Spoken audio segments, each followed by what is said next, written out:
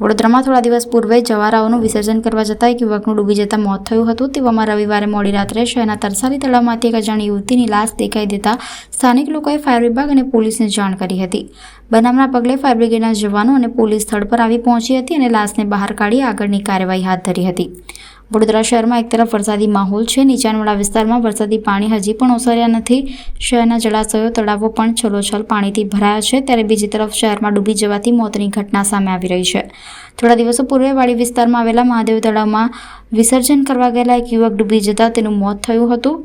તેવામાં રવિવારે મોડી રાત્રે તરસાલી તળાવ બહાર કેટલાક સ્થાનિક લોકો બેઠા હતા, જેઓની તરસાલી તળાવમાં એક લાશ દેખાઈ દેતા તુરંત એ લોકોએ સ્થાનિક પોલીસ અને ફાયર બ્રિગેડને જાણ કરી હતી અને ઘટનાના પગલે ફાયર બ્રિગેડના જવાનો અને પોલીસ સ્થળ પર આવી પહોંચી હતી। લાશ બહાર કાઢતા આશરે 20 થી 22 વર્ષની એક યુવતીની લાશ હોવાનું જાણવા મળ્યું હતું। જોકે આ યુવતી કોણ છે તેની ઓળખ છતી થઈ નથી, જેથી પોલીસે લાશને પીએમ માટે સયાજી હોસ્પિટલ ખાતે ખસેડી આગળની તલસ્પર્શી તપાસ હાથ ધરી છે।